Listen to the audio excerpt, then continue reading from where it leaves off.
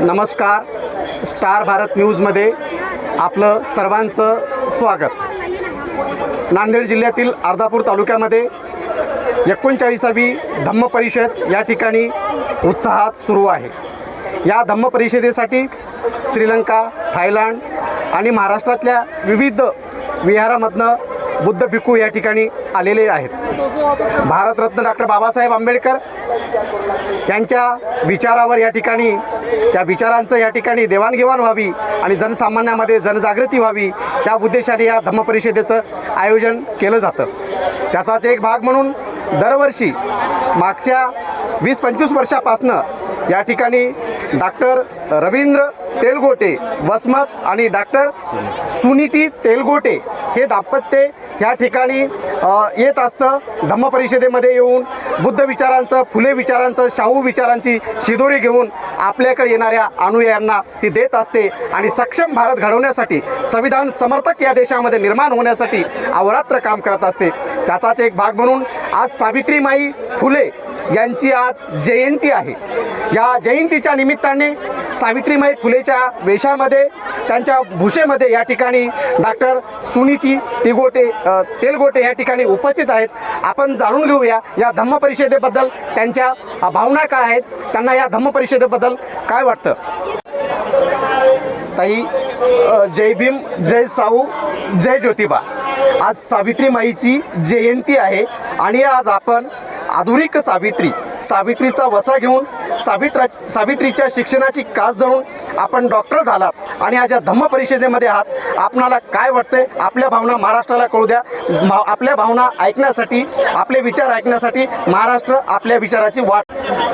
आज जे धम्म परिषद सुरू आहे, या धम्म परिषदेमध्ये येतानाच माझ्या मनात विचार आला की आज सावित्रीबाईंची जयंती आहे आणि सावित्रीबाईच्या जयंतीच्या दिवशी का बरं आपण जाऊ नये आपल्या धम्म परिषदमध्ये. म्हणजे त्यानिमित्ताने आपल्याला महिलांचं सक्षमीकरण दिसून येते आणि महिलांमध्ये ती जागृती आहे. महिलांची जी आद्य शिक्षिका आहेत सावित्रीबाई, त्यांनी जर महिलांना शिकवलं नसतं, तळागाळातील बरं, नुसतं दलित नाही, म्हणजे जे हे आहेत लोक अनपढ आहेत त्या लोकांसाठी नाही, तळागाळातल्या लोकांसाठी, उच्चवर्णीयांच्या लोकांसाठी सुद्धा बायकांसाठी शिक्षण नव्हतं. त्यांनी पहिली शाळा पुणे इथे भिडेवाडा येथे सुरू केली आणि त्यापासून महिलांचं शिक्षण हे सुरू झालं. बघा, धम्म परिषदमध्ये जास्तीत जास्त संख्येने महिला आलेल्या आहेत आणि मी सगळ्या महिलांचं धम्म परिषदमध्ये स्वागत करते. का बरं? हे सक्षमीकरण आहे महिलांचं. मी वसमतून आले आणि येताना मला एक माझ्या मनामध्ये असं भीती होती की बाबा आपण कसं काय सावीच्या वेशामध्ये जायचं, पण नाही, माझे सहचारी माझे डॉक्टर रवींद्र तेलगोटे यांनी सांगितलं की नाही, आज जयंती आहे, आपण जाऊया. आणि सुरुवातीलाच मी वसमत येथे भाजी मंडीमध्ये ज्या भाजी विकतात बायका, त्यांच्या गरजेनुसार त्यांना वही पेन आधी त्यांना वाटप केलं आणि नंतर आम्ही धम्म परिषदेला आलो. आणि या धम्म परिषदेचा एवढाच उद्देश आहे की महिलांनी सक्षमीकरण झालं पाहिजे, महिलांनी शिकल्या पाहिजे, महिला समोर आल्या पाहिजे. काही महिला ॲटोने आल्या, काही गाडीने आल्या, म्हणजे यामध्ये व्यवहार सुद्धा कळतो महिलांना. आणि इथे आल्यानंतर आपलं जे महत्त्व आहे, महिलांचं जे एकमेकांमधला संवाद आहे हा वाढला पाहिजे आणि असाच महिलांचं यापुढे महिला समोर गेल्या पाहिजे आणि शिक्षण घेतलं पाहिजे मेन म्हणजे. आणि शिक्षणाच्या माध्यमातून जे सावित्रीबाईंनी आपल्यासाठी केलं हे महिलांना माहिती पाहिजे. आज आपल्या समाजामध्ये सावित्रीबाई फुले माहिती आहेत. मी आधीच सांगितलं की भाजी मंडीत गेली, बऱ्याच लोकांना सावित्रीबाई फुले माहीत नव्हत्या. बऱ्याच जणांना वाटलं की आम्ही काहीतरी मागायसाठी झालो का. बऱ्याच बायकांनी मला विचारलं काही पाहिजे का. म्हटलं नाही, मला काही पाहिजे नाही, आम्हाला तुम्हाला द्यायचं आहे. आणि काय द्यायचं आहे? पेन वही द्यायचं आहे. जे सावित्रीबाईंनी सांगितलं की शिका आणि समोर जा आणि आपला जर आपण शिकलो तर आपला जो परिवार आहे, जे आपले मुलं आहेत ते सुद्धा सुशिक्षित होतील. पवित्र अशा दाभडच्या भूमीमध्ये, क्रांतिकारी भूमीमध्ये, धम्म चळवळीच्या या अशा पॉवरफुल जागेवर इथं ज्या ठिकाणी 39वी धम्म परिषद चालू आहे, या ठिकाणी वसमत येथून आलेल्या आज सावित्रीमाईच्या जयंतीच्या दिनी या डॉक्टर पेशारे डॉक्टर आहेत. आताच डॉक्टर सुमिती तेलगोटे यांनी शिक्षणाचं महत्त्व या ठिकाणी अधोरेखित केलं. महिला सक्षमीकरणाचा विचार या ठिकाणी मांडला आणि शिक्षणामुळंच केवळ आणि केवळ शिक्षणामुळंच घर सुधारतं, पर्यायानं गाव सुधारतं, पर्यायानं राष्ट्र सुधारतं. त्याचाच एक भाग म्हणून हा देश पण सुधारेल असा त्यांनी या ठिकाणी आशावाद व्यक्त केला. आणि त्यांनी आज दिवसभराचा जो त्यांचा उपक्रम होता, जो त्यांनी राबवला, जे भाजी मंडईत असेल, गोरगरीब महिलांमध्ये असेल, अनेक ठिकाणी जाऊन त्यांनी वही आणि पेन आज साऊच्या वेशामध्ये जाऊन, साऊच्या वेशभूषेमध्ये जाऊन तिथल्या महिलांना दिलं आणि त्यांचं परत क्रांतीचं पाऊल क्रांतीकडे नेण्यासाठी, शिक्षणाची चळवळ या ठिकाणी बलाढ्य करण्यासाठी क्रांतिकारी पाऊल उचललं. तसेच आपल्यासोबत आता या ठिकाणी डॉक्टर रवींद्र तेलगोटेही आहेत या ठिकाणी. ते आज या ठिकाणी आपणाला बोलणार आहेत. ते आज महात्मा फुले यांच्या क्रांतिकारी वेशभूषेमध्ये आहेत. आपण त्यांच्याकडूनही जाणून घेऊया की सर, या ठिकाणी धम्मपरिषद चालू आहे. आज तुम्ही महात्मा फुले यांच्या क्रांतिकारी वेशभूषेमध्ये या ठिकाणी आला आहात. या धम्मपरिषदेमध्ये आपण या ठिकाणी फिरत असताना, पुस्तकं चाळत असताना आपण या धम्मपरिषदेमध्ये काय काय अनुभवलं आणि या धम्मपरिषदेबद्दल आपलं काय मत आहे महाराष्ट्राला कळू द्या.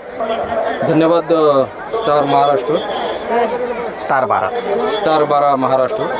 मला अतिशय आनंद होतो की आपण इतक्या तळमळीनं आमच्या फक्त वेशभूषा पाहूनच की आपल्याला असं वाटलं की आमचे पण बाईट महाराष्ट्रावर गेले पाहिजेत. तर म्हणजे मी पहिल्यांदा आपलं धन्यवाद व्यक्त करतो.